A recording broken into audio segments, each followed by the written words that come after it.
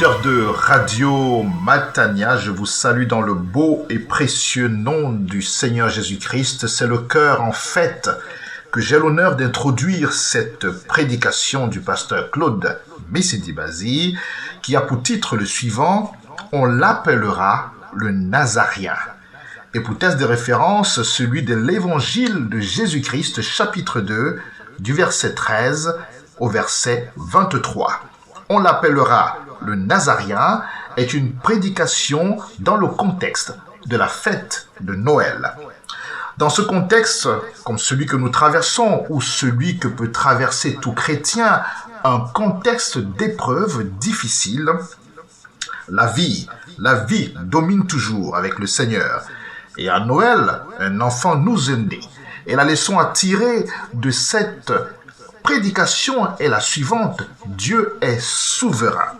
Et comprendre la souveraineté de Dieu, c'est s'enrichir et faire grandir sa foi. Cette prédication, elle est astucieusement intelligente, elle est pleine de sagesse. Je vous la recommande vivement et vous invite à la partager autour de vous. Elle est déjà disponible sur notre site www.eglisematania.com dans sa version écrite. À Dieu seul soit la gloire.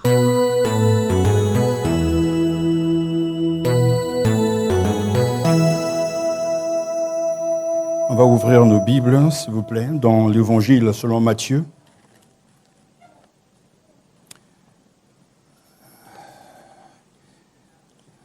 Évangile selon Matthieu, chapitre 2, versets 13 à 23.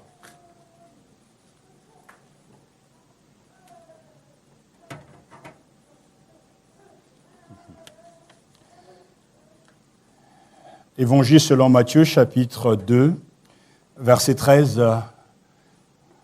Lecture donc de ce texte et nous accueillons cette parole. Au nom du Seigneur Jésus. Lorsqu'ils furent partis, un ange du Seigneur apparut dans un rêve à Joseph et dit « Lève-toi, prends le petit enfant et sa mère, fuis en Égypte et reste-y jusqu'à ce que je te parle, car Hérode va rechercher le petit enfant pour le faire mourir. » Joseph se leva, prit de nuit le petit enfant et sa mère et se retira en Égypte. Il y resta jusqu'à la mort d'Hérode, afin que s'accomplisse ce que le Seigneur avait annoncé par le prophète. « J'ai appelé mon fils à sortir d'Égypte. » Quand Hérode vit que les mages l'avaient trompé, il se mit dans une grande colère. Et il envoya tuer tous les enfants de 2 ans et au-dessus qui étaient à Bethléem et dans tout son territoire, selon la date qui s'était fait préciser par les mages. Alors s'accomplit ce que le prophète Jérémie avait annoncé. On a entendu des cris à Rama, des pleurs et de grandes lamentations. C'est Rachel qui pleure ses enfants et n'a pas voulu être consolée parce qu'ils ne sont plus là. Après la mort d'Hérode, un ange du Seigneur apparut dans un rêve à Joseph en Égypte et dit « Lève-toi, prends le petit enfant et sa mère et va dans le pays d'Israël, car ceux qui ont voulu à la vie du petit enfant sont morts. » Joseph se leva, prit le petit enfant et sa mère et alla dans le pays d'Israël. Cependant, quand il apprit qu'Archelaüs régnait sur la Judée à la place de son père Hérode, il eut peur de s'y rendre.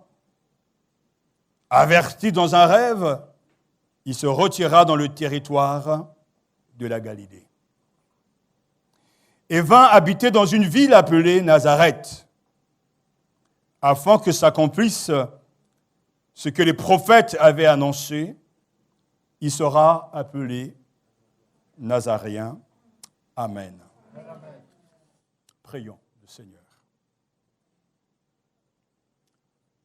Notre Seigneur, notre Roi, nous te bénissons et nous t'adorons. Nous sommes prosternés devant toi et nous reconnaissons ta souveraineté, ta grandeur et ta valeur suprême.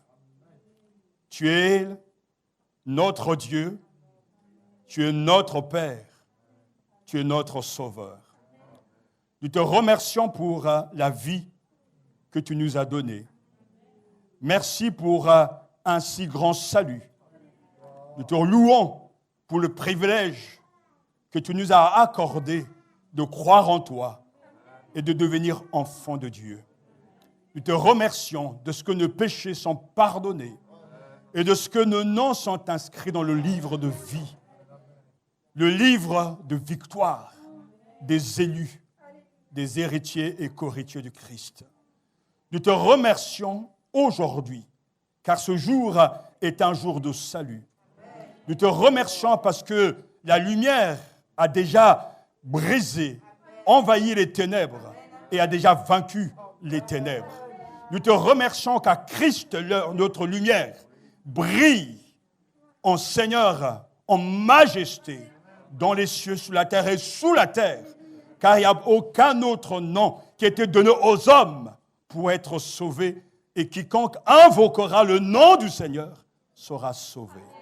Nous te remercions aujourd'hui pour ce jour de célébration. À toi la gloire, à toi la louange, à toi l'honneur, aujourd'hui et pour toujours. Amen. Amen. Asseyez-vous.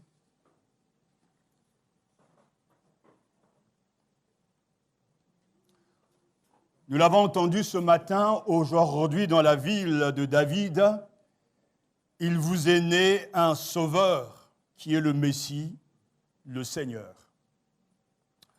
Noël, on ne le dira jamais assez, ne se limite pas au sapin, aux cadeaux, à la dinde farcie.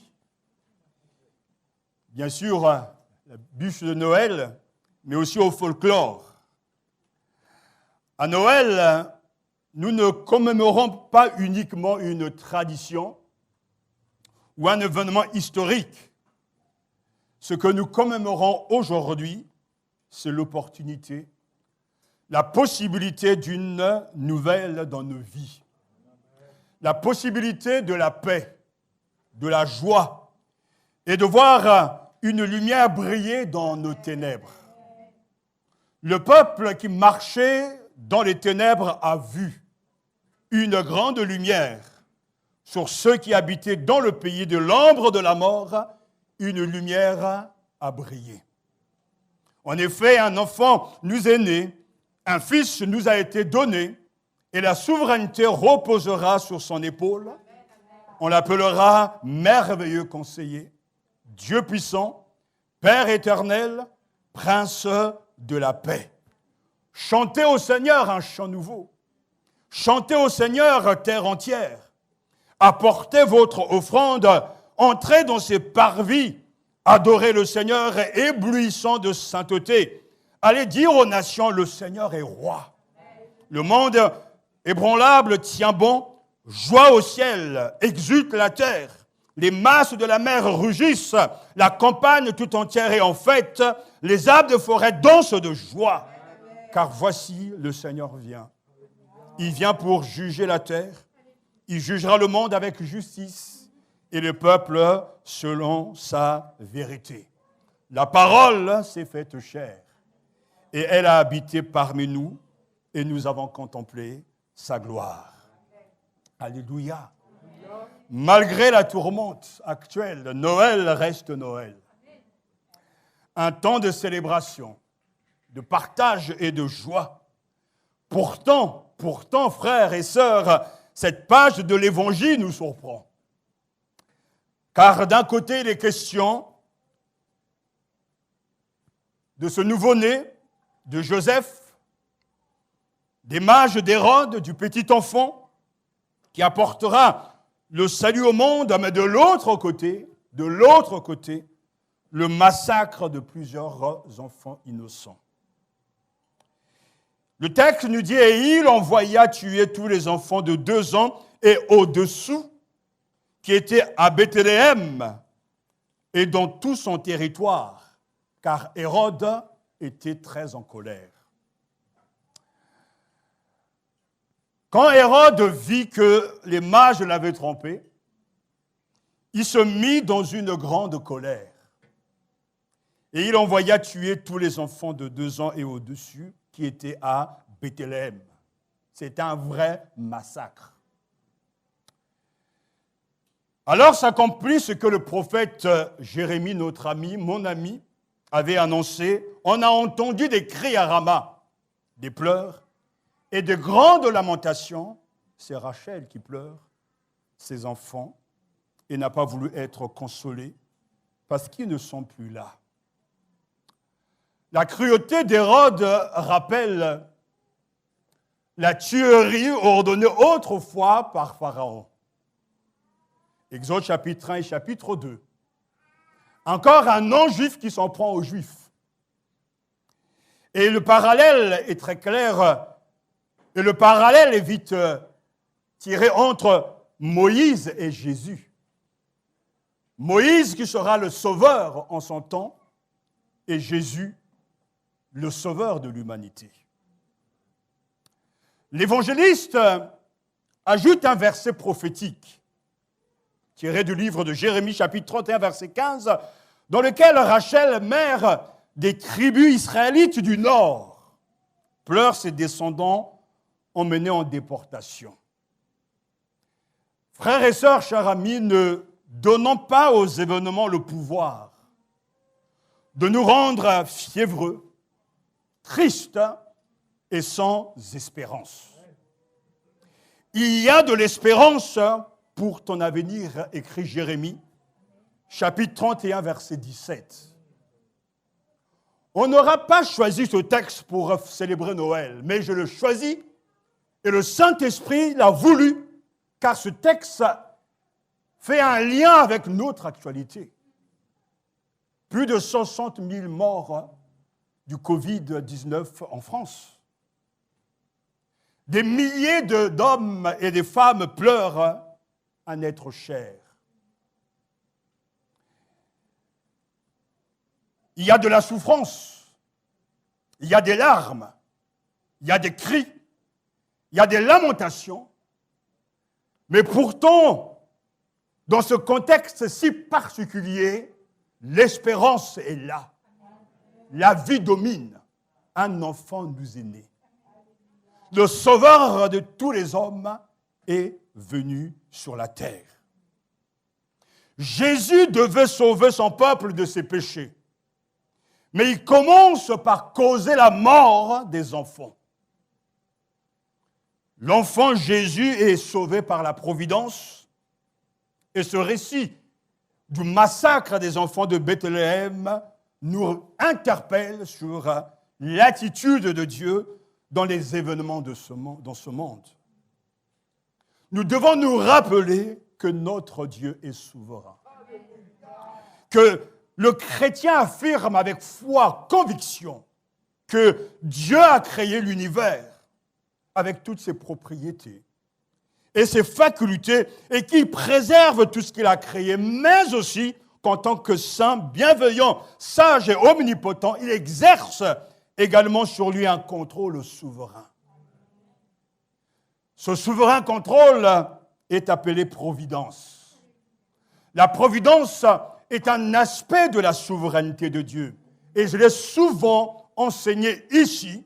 Comprendre la souveraineté de Dieu, comprendre la providence de Dieu, c'est devenir fort dans la foi. Et ne pas s'en prendre au Créateur quand tout va mal. Car le maître de l'histoire est dans notre histoire avec un grand H. Et rien ne passe inaperçu à ses yeux et devant lui, car il est le maître de l'univers. Ce Dieu, le bon et grand Créateur, de toute réalité, dans sa puissance et sa sagesse infinie, soutient, dirige, emploie et gouverne toutes les créatures actions et choses des plus grandes, des plus petites, par sa très sage et sainte providence. Tout ce qu'il fait, tout ce qu'il permet, a un seul objectif, un seul, sa propre gloire. Mais pendant qu'il agit, il sauve également. Il interpelle, il suscite de l'admiration, et comme nous l'avons chanté, il n'y a aucun rival. Personne n'est comme lui. Il est unique. Ce Dieu souverain qui gère l'humanité, qui dirige l'histoire, permet même que le mal entre dans l'univers. Mais il ne peut pas contrecarrer le but original, bienveillant, sage et saint de Dieu, car tout est dirigé en vue de la fin pour laquelle il les a créés. Selon sa préscience infaillible et le libre conseil immuable de sa volonté, à la louange de sa sagesse, de sa puissance, de sa justice, de son infinie bonté et de sa miséricorde glorieuse. Hérode est furieux. La colère peut générer beaucoup de choses, des choses graves, impardonnables. Ses enfants n'ont rien fait. Mais Hérode sait que l'enfant Jésus le menace le pouvoir. Et quand on est menacé, au lieu de se battre, au lieu de débattre, on préfère mieux tuer. C'est parce qu'il est en colère, et le texte dit, il se mit dans une grande colère. Non pas il était en colère, mais dans une grande colère. Regardez-vous dans les jours passés, quand vous avez été en colère, quand j'étais en colère, lorsqu'on est en colère, on ne reconnaît plus la personne. Ce n'est plus la même personne. Mais une grande colère, une méga colère, ça c'est autre chose. Personne ne peut le raisonner. Mais pourtant, cette colère fait partie du projet de Dieu pour accomplir son dessein. Le psaume, en fait, 71, le psaume 76, verset 11, nous dit très clairement, l'homme te célèbre même dans sa fureur, quand tu te réveilles de ton courroux. La fureur de l'homme glorifie Dieu. Et c'est ce qui est en train de se passer. Hérode est très en colère, dans une grande colère, et il envoya tuer tous les enfants. Quel malheur! Nous devons nous souvenir à Noël que en ce temps de célébration, nous ne quittons pas, nous ne sommes pas séparés de la réalité. Être chrétien, ce n'est pas s'évader en esprit. C'est être dans le monde, vivre dans le monde et faire face aux difficultés dans le monde, sans être du monde. Être chrétien, ce n'est pas prier que Dieu nous garde des épreuves. Bien sûr, nous prions, ne nous laisse pas entrer en tentation, mais quand Dieu le permet, nous devons accepter sa souveraineté, car ce que Dieu fait a un sens. Peut-être qu'aujourd'hui nous ne le comprenons pas, mais plus tard, dans ce monde, dans le monde à venir, nous comprendrons. La Bible affirme avec force que Dieu est souverain, même lorsque le mal semble triompher. Le Seigneur n'est jamais absent. Dans les événements actuels, le Seigneur dirige son peuple en temps de crise, de danger, de confusion et de peur. Il peut arriver que le mal triomphe dans bien des circonstances, mais le Seigneur orchestre tout pour sa gloire. Il n'est pas responsable du mal qui entraîne les hommes et les femmes à des choses abominables. Parce que Dieu est souverain, nous pouvons lui faire confiance en tout temps.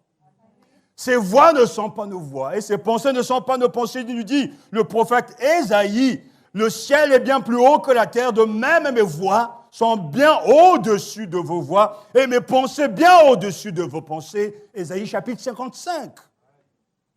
Mais pourtant, dans ses malheurs, dans ses difficultés, la main de Dieu est à l'œuvre. Le surnaturel de Dieu est là. Car Joseph est prévenu, averti par l'ange de l'Éternel. Un ange du Seigneur apparut dans un rêve à Joseph et dit, « Lève-toi, prends le petit enfant et sa mère et fuis en Égypte jusqu'à ce que je te parle, car c'est la raison. Hérode va rechercher le petit enfant pour le faire mourir. » Et écoutez bien, oh j'aime la Bible. Le Seigneur ne tue pas Hérode. Il laisse Hérode agir et laisse faire. C'est Jésus, le roi de gloire, qui doit fuir avec ses parents. Ça nous parle. Notre christianisme d'aujourd'hui, on veut échapper à tout. Seigneur, envoie le feu du ciel. J'ai écouté un prédicateur, que le feu tombe, que le feu tombe. J'avais envie de dire que le feu reste là-haut. Parce que ça, c'est l'évangile qu'on veut nous faire croire que l'évangile. Non, l'évangile nous parle d'un Dieu souverain et qui permet même des choses très graves. Mais pourtant, à la fin, nous verrons que tout est fait pour sa gloire. Là, alors que Hérode est en train d'agir, Dieu protège les siens. Il les protège en envoyant un messager, son messager, pour dire simplement à Joseph et Marie, « Fuyez, quittez, allez vous cacher. » Il n'y a pas d'assurance l'assurance spéciale pour les protéger. Non, l'assurance de fuir. Il n'y a même pas question, hey, asseyez-vous là. Priez, jeûnez pour chasser Hérode du pouvoir. Non, fuyez. Mais c'est à Noël tout ça, n'est-ce pas? Alléluia.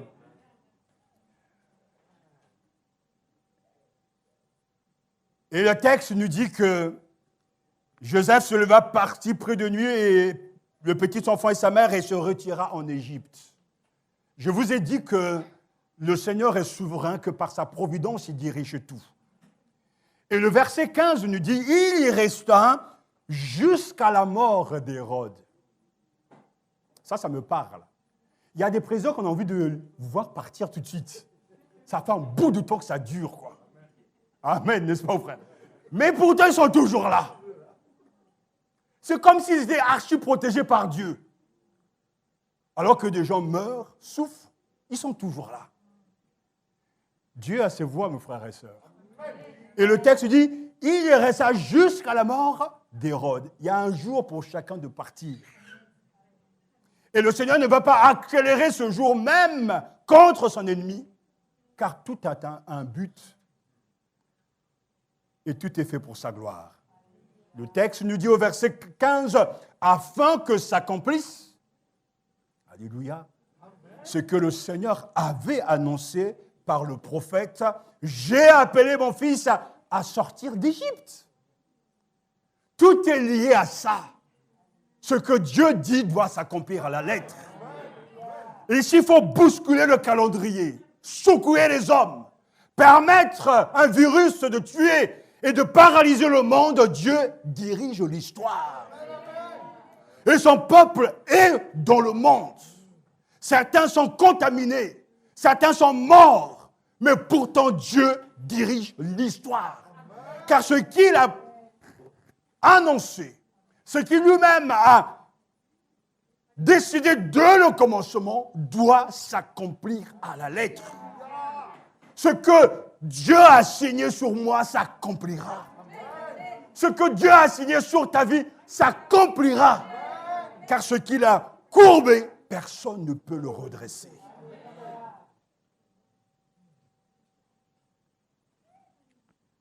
Averti dans un rêve, il se retira dans le territoire de la Galilée. Il vint habiter dans une ville appelée Nazareth afin que s'accomplisse ce que les prophètes avaient annoncé. Il sera appelé Nazaréen, verset 23. À trois reprises, cette expression, ce mot revient, afin que s'accomplisse, verset 15, verset 17 aussi, Alors s'accomplit ce que le prophète Jérémie avait annoncé. Et le verset 23, afin que s'accomplisse ce que le prophète avait annoncé, il sera appelé Nazaréen. Dieu protège ses enfants. Et à Noël, nous voulons le reconnaître. Nous voulons l'exprimer, nous voulons le chanter, que Dieu a été notre gardien, notre protecteur, tout au long de cette année.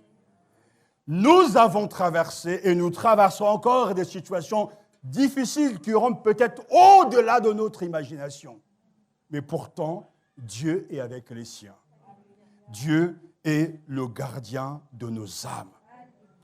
Et tout ce que nous sommes en train de vivre, Dieu lui-même nous le dit très clairement pour que s'accomplisse mon dessein éternel. Il y a une chose que nous devons toujours garder dans notre cœur. Dieu ne fait rien par hasard. Dieu ne permet rien par hasard. Tout a un sens. Et s'il nous donne un peu de sa sagesse, nous pourrons comprendre ce qui est en train de se passer. Parce qu'aujourd'hui même, entre guillemets, dans le contexte dans lequel nous sommes, où il y a des cris des larmes, deux enjeux politiques, spirituels sont en train de se jouer pour que le monde change de visage. Mais le changement prépare à la manifestation toujours de la gloire de Dieu. Car afin que s'accomplisse ce que les prophètes avaient annoncé. Jésus, notre Seigneur, n'a pas court-circuité sa venue sur la terre, ni sa croissance. Il a suivi ce que la Bible, ce qui le concernait pour amener les hommes à croire en lui et à recevoir la vie éternelle. Et une fois de plus, c'est l'ange de l'Éternel, l'ange du Seigneur, après la mort d'Hérode, qui va une fois de plus s'adresser à Joseph en Égypte et dit « Lève-toi, jadis je t'avais fui, tu es en sécurité, maintenant lève-toi, prends le petit enfant et sa mère et va dans le pays d'Israël, car ceux qui en voulaient à la vie du petit enfant sont morts. » Mais comme dans un film, mais ce n'est là que le premier chapitre. Il y a encore d'autres ennemis qui vont arriver. Mais on va déjà souffler avec ceux-là. Joseph se leva, prit le petit enfant et sa mère et alla dans le pays d'Israël. Cependant, quand il apprit qu'Archélaüs régnait sur la Judée et la place de son père Hérode, il eut peur d'y s'y rendre. Et là encore, on voit la faiblesse, la fragilité de l'être humain à qui Dieu dit de faire qui n'arrive pas parce que la peur est un monstre redoutable qui nous empêche d'obéir au Seigneur. La peur. Les gens ont peur. Des croyants ont peur. Le monde a peur. Ah, la Covid nous enseigne que tout est possible. J'ai vu des gens, on a vu des gens jadis qui ne s'entretenaient pas. Aujourd'hui, ils ont peur du virus. Et un voisin nous disait que mon copain jadis ne se lavait pas les mains, même maintenant il se lavait les mains pratiquement 10 fois par jour. La peur. La peur qui fait faire des choses incroyables. Des fois même, c'est carrément du délire. La paranoïa. On voit des microbes partout. Les psychologues sont en train de dire que oui, les gens ne dorment plus. C'est la dépression. Ils ne sont pas bien. Mais c'est sûr, et nous avons à combattre un ennemi invisible, mais visible aux yeux de Dieu. D'où l'importance de confier sa vie au Seigneur et de lui laisser diriger nos existences. Et Joseph aussi a peur. On a du mal à comprendre cette peur alors qu'il a déjà vécu des choses extraordinaires. Mais la peur est en nous. Et la peur combat la foi. La peur combat la parole de Dieu. La peur de donner. La peur de faire. La peur d'agir. Peur, peur, peur. Oh, arrière de nos peurs. Il faut obéir, même quand le commandement de Dieu semble tellement déplacé. Et averti dans un rêve, donc, il se retira dans le territoire de la Galilée et vint habiter dans une ville appelée Nazareth, afin que s'accomplisse ce que le prophète avait annoncé. Il sera appelé Nazaréen. Merveilleux sauveur. Dans le contexte de Matthieu 2, 23, il est évident que l'épithète Nazaréen fait référence au village, non pas à la ville, mais au village de Nazareth, où Jésus vécut combien de temps? Une trentaine d'années, dans l'anonymat avec ses parents Joseph et Marie. Jésus a laissé le temps au temps. Mais l'appeler Jésus le Nazaréen, c'est comme si on disait les gens de la province. Parce que les Parisiens, ce sont les autres, les régions, la France profonde. C'est définir la personne, en fait. Peut-il venir quelque chose de bon de Nazareth? Ce petit village, ce coin perdu. Mais oui, l'étoile du matin est née là-bas. Il a grandi là-bas, à Bethléem. C'est dire l'un des mystères fondamentaux de la foi chrétienne, le mystère de l'incarnation. Il sera appelé le Nazaréen. Oui, Dieu s'est incarné. Il a pris visage d'homme et a partagé la vie des hommes en toutes choses, dira Paul, à l'exception du péché. Dieu vient à notre rencontre à Noël. Et le monde est agité. Les enfants souffrent, les parents souffrent. La mort est là. Les enfants sont massacrés, mais Dieu vient à notre rencontre à Noël, à sa manière et non à la nôtre. Et nous devons nous aussi ce matin célébrer Noël. Non pas en refoulant nos émotions, nos tristesses, ou en faisant semblant d'être joyeux alors que nous ne sommes pas, mais en acceptant notre humanité, sa fragilité, ses inquiétudes, mais en ne nous laissant pas absorber, bouffer et totalement écraser par ce que nous voyons, car notre espérance est là. Le chrétien lève les yeux. Le croyant célèbre Noël, car même si nous sommes confinés dans notre cœur, nous ne le sommes pas. Le déconfinement est dans notre cœur, car Jésus vit dans notre cœur. Opposition et conflit, telles sont les réactions des gens. Et quand Jésus va venir, on le voit bien que sa mort dérange. Hérode est dérangé. Les leaders juifs sont dérangés. Ils cherchent à comprendre ce qui se passe, mais pourtant il y a des mages. Jésus naquit à Bethléem en Judée à l'époque du roi Hérode. Or, des mages venus d'Orient arrivèrent à Jérusalem et dirent « Où est le roi des Juifs qui vient de naître ?» En effet, nous avons vu son étoile en Orient et nous sommes venus pour l'adorer. Quand le roi Hérode apprit cela, il fut troublé et tout Jérusalem avec lui. Nous ne connaissons pas l'identité ou les noms de ces mages. Ils ont appris que Jésus venait au monde. Ces étrangers l'ont reconnu comme le roi et l'ont adoré. Ce matin, c'est la seule attitude pour nous croyants. Nous aussi, nous devrions reconnaître ce matin la valeur suprême de Jésus-Christ et répondre à son amour. Oui, Jésus est réellement venu. Il a été protégé, gardé. Le temps est arrivé où devait naître de Marie par la puissance du Saint-Esprit. Mais lorsque le moment est vraiment venu, Dieu a envoyé son Fils, né d'une femme, né sous la loi, écrit Paul dans Galates chapitre 4, verset 4.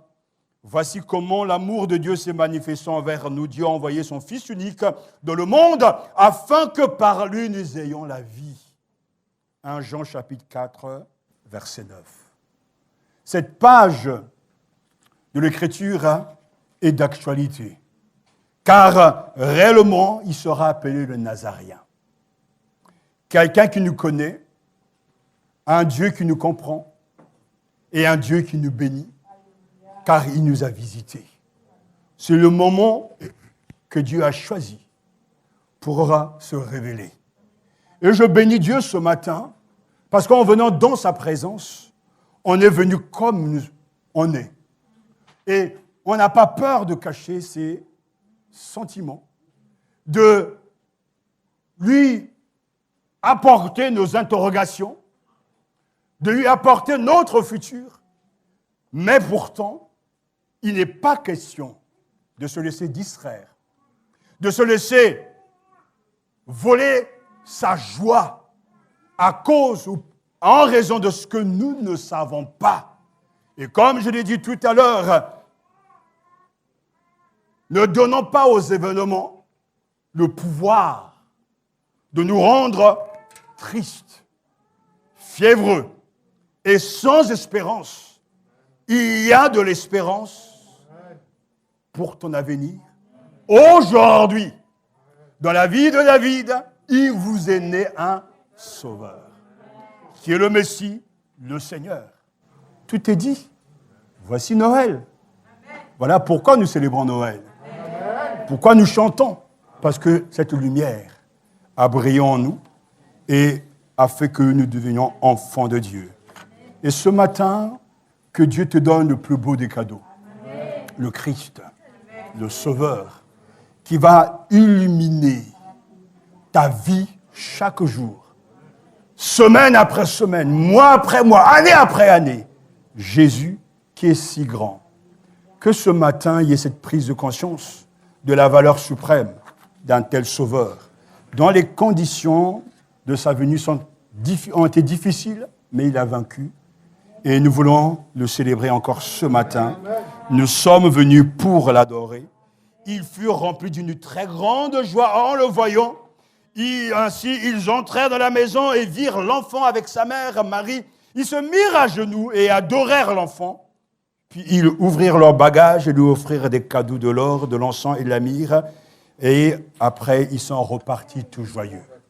Que ce temps soit un temps joyeux. Noël, Noël, joyeux Noël. Jésus naquit dans l'étable. Sur la paille, il fut couché. Après le ciel admirable qu'il avait quitté. Noël, Noël, joyeux Noël, Jésus est né. Joyeux Noël. Au nom du Seigneur, nous vous souhaitons un joyeux Noël. Et en réponse à sa parole, levons-nous pour chanter et aussi adorer Dieu. À travers ce chant, Jésus naquit dans les ténèbres.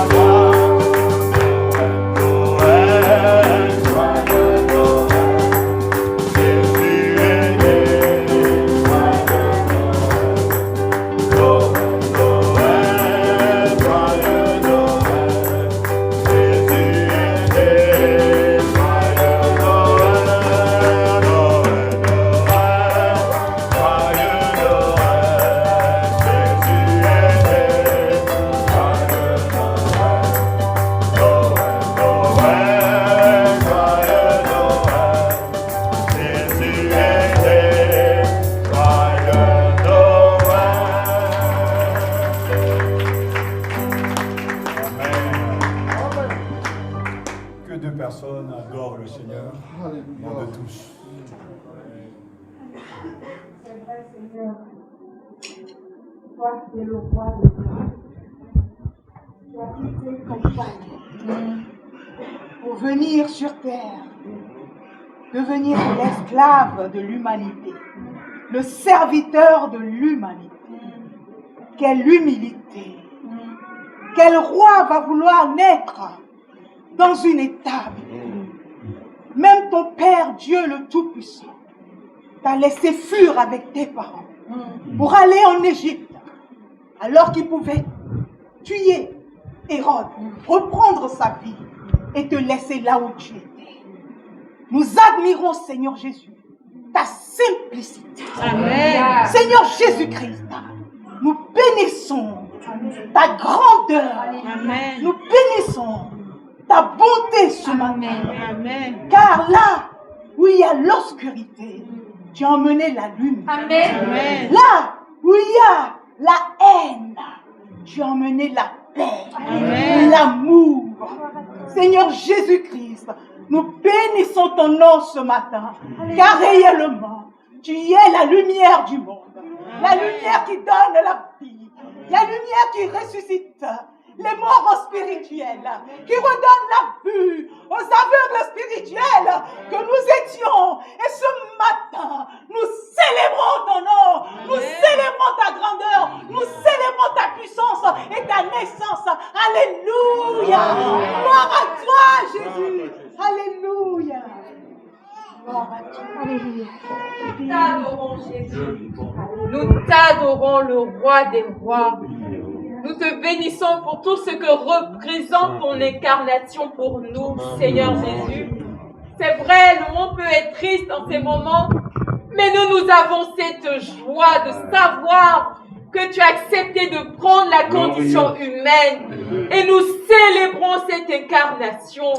Nous te célébrons pour ce que tu es, vrai Dieu et vrai homme. Nous te bénissons pour ta vie sur terre qui a été exemplaire. Depuis le début, Seigneur, tu es né de manière humble. Tu as grandi simplement. Tu as aimé Dieu ton Père. Tu as fait du bien autour de toi. Tu as proclamé la venue du royaume de Dieu. Tu n'as commis aucun péché. Nous te bénissons, Seigneur Jésus-Christ. Nous t'admirons pour tout ce que tu représentes.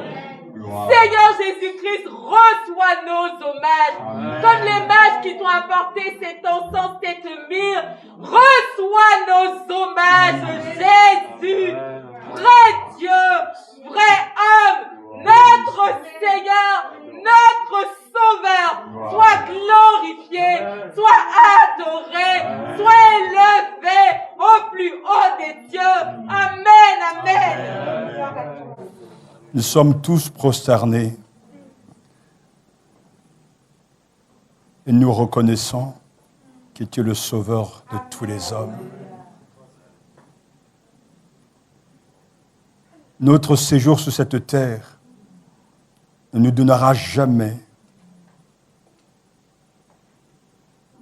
la compréhension, ne nous permettra jamais de comprendre ta valeur infinie. Mais l'éternité te donnera raison. Lorsque les yeux ouverts, nous verrons le plan de Dieu qui s'est accompli à la lettre. Dans ses déchirements, dans ses séparations, dans ses morts, dans ses contradictions, dans tout ce que nous ne pouvons pas humainement comprendre, tu es à l'œuvre. Tu permets, mais ton amour dirige tout. Parce que tu as un plan, tu as un projet de vie, tu nous aimes. Amen.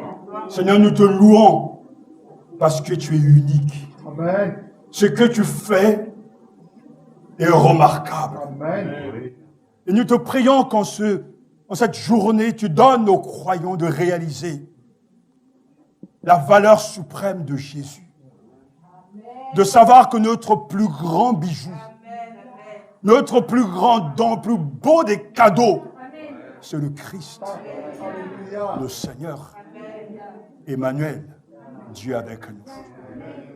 Nous te remercions de ce que tu as pensé à nous avant que nous pensions à toi. Nous te remercions, comme l'avons chanté, tu es venu à nous alors que nous ne sommes pas encore venus à toi. Nous te remercions de ce que tu nous as témoigné de ton amour alors que nous n'y songeons même pas. Nous te bénissons, toi, notre Seigneur et notre Sauveur. Étends ta main aujourd'hui et donne à tous dans le monde entier la joie et la paix. Et que nous chantons tous, béni soit celui qui vient au nom du Seigneur. Car la lumière brille dans les ténèbres. Accorde un prompt rétablissement à notre président Macron. Touche les membres du gouvernement, Seigneur, que ce temps de Noël soit un temps de célébration. Nous puissions nous commémorer la venue sur la terre de Dieu. Béni sois-tu. Amen. Amen. Amen.